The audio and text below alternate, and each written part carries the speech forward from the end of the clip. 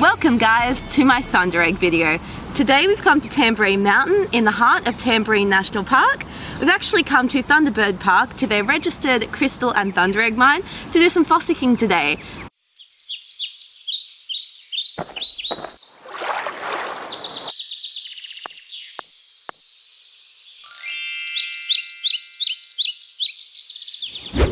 Thunder eggs in this area are formed about 200 million years ago in the old lava flows during the breakup of Gondwana.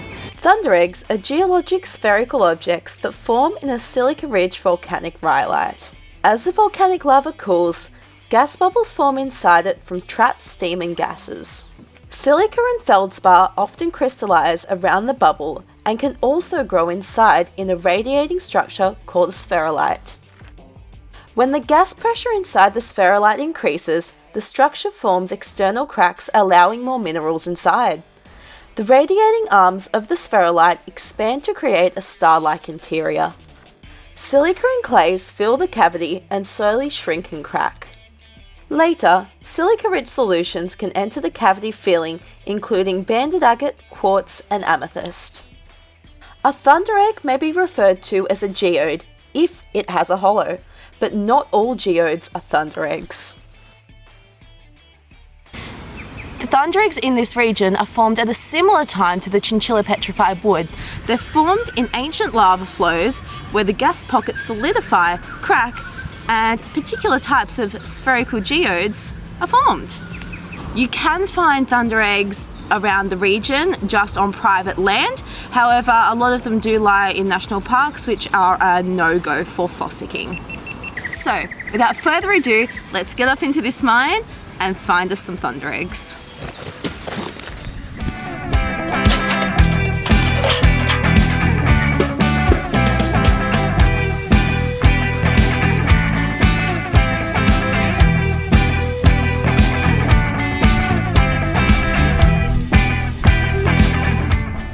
So if you can see the outline, the original sphere, but the inside is so soft. It's just been eroded away. But that's a cluster of them. A cluster of big ones. Let's start here.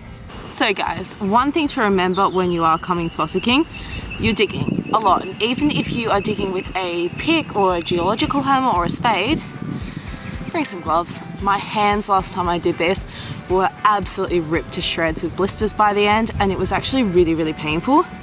I just went and picked up a couple of just standard kind of rubber gardening ones, so it has a rubber pad and it's just got material on the back. Bunning's about $8 and it will save your hands like there is no tomorrow. So I've just spotted a pocket of some big thunder eggs down there. They are really inlaid into the bedrock, and so I won't be able to get them out, but the rule with thunder eggs is they're always in clusters. So you get the clusters of gas bubbles forming in the ancient lava flows. Now as these gas bubbles obviously harden and set, they do so, in clusters. So where you find one thunder egg, typically you find a lot. So I'm going to go look down in this conglomerate down here and let you know how I go. So I've had a good suss out of the area.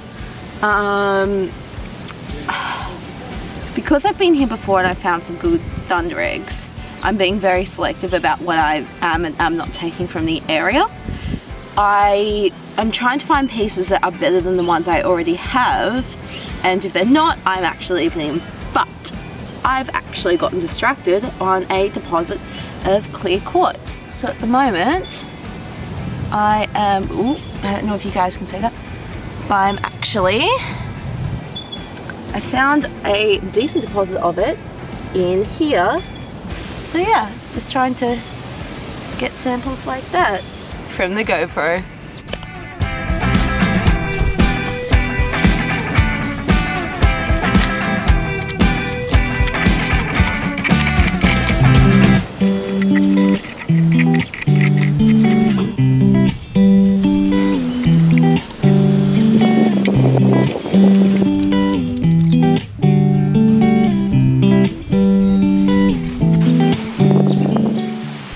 really need right now is a screwdriver.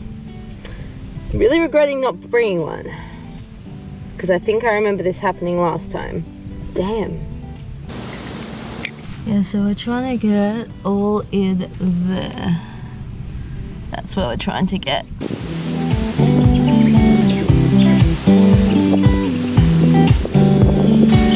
There we are.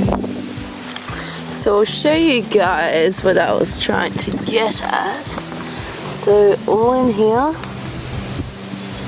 is some really nice quartz, and then annoyingly there is a big patch of it here, but that's stuck in the solid thunder egg. But as you can see, this is actually the exterior, this darker circle, the exterior of the thunder egg, and all of this will be the mineralization inside it. So I'd love to yoink that out, but unfortunately it's caught in this big matrix of extremely hard rock, and I don't think I'll be able to do it. You can actually see one there, there's another one here, and it has the star formation inside. Pretty cool.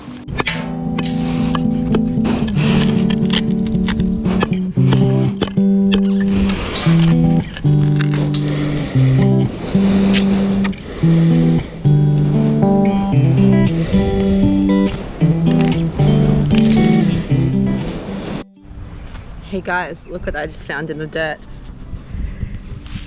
Just sitting on top. It needs a good wash. But that's actual crystal. There are actual crystal heads in there. That's a pretty good one. Oh, I don't know, the GoPro. I'll show you on the better camera. It's stunning, isn't it? Yeah.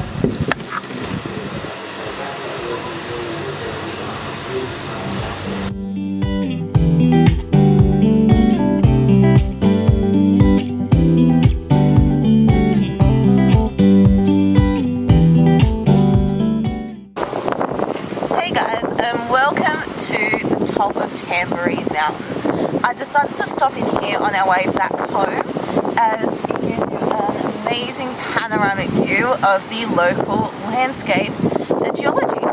So the landscape you see here was formed between 20 and 23 million years ago.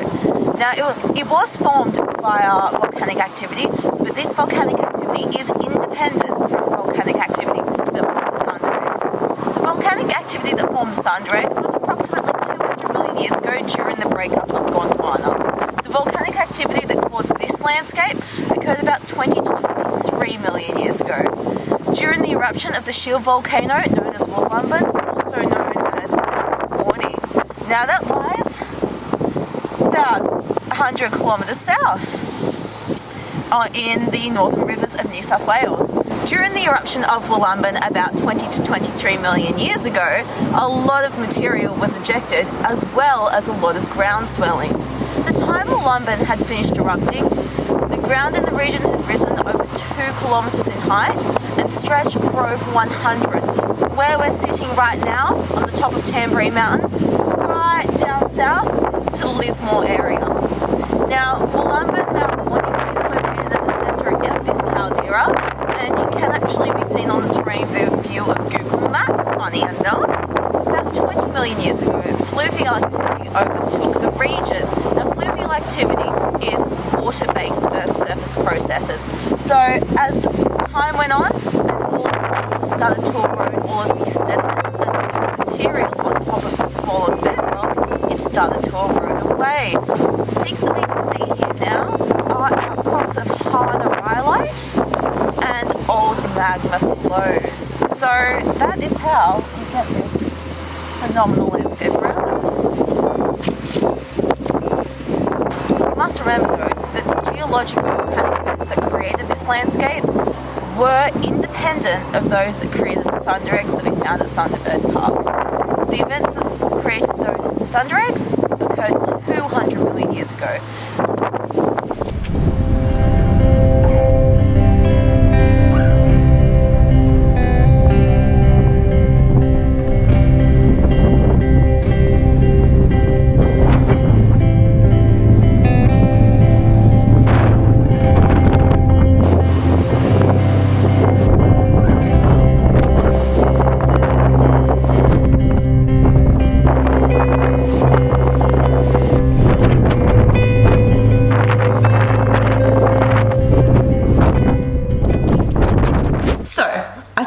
take you through some of the finds I got from both this trip and in previous ones. The first one I want to point out is the very first thunder egg that I ever found.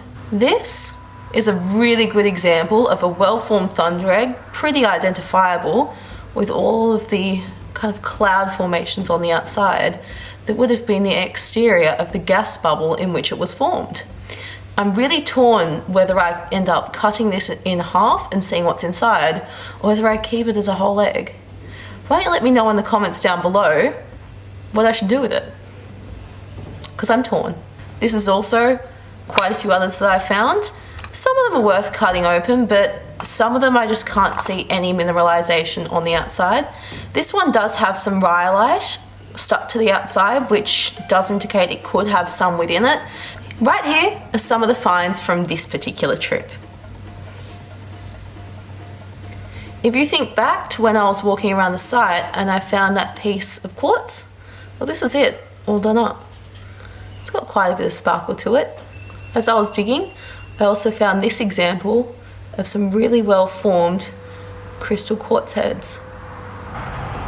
Really happy with that one there. And these are some more examples of some of the crystal quartz that I picked up. You can see in there.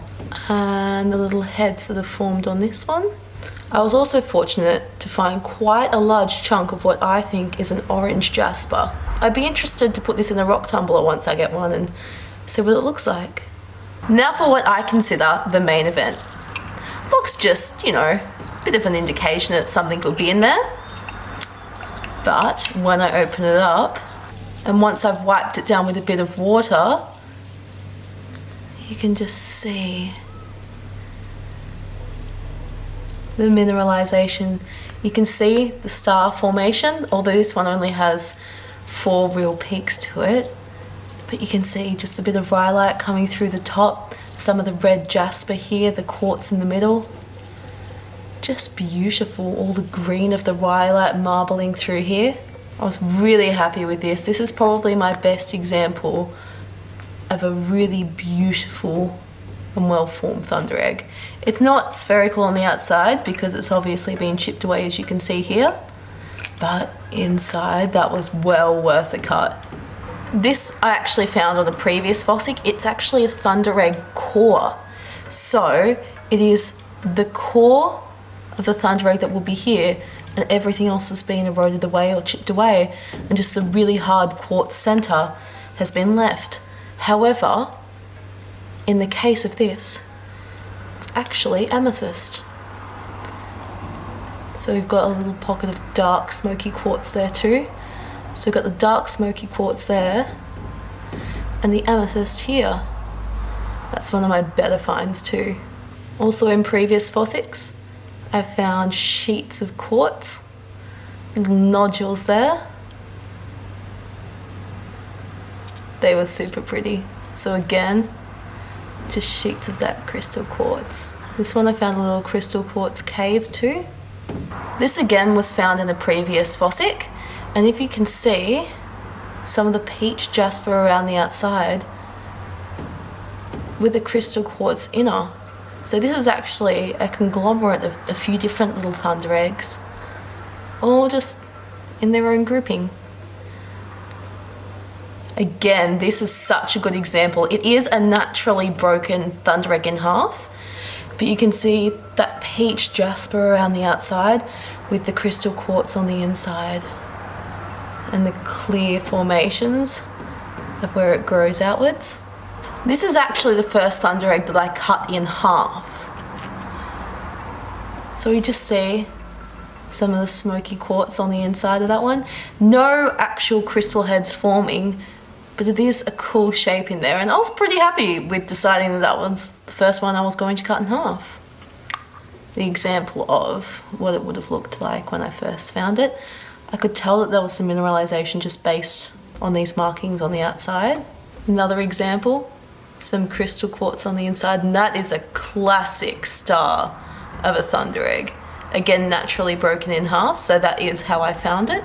Another crystal quartz, again another definitive star for that one.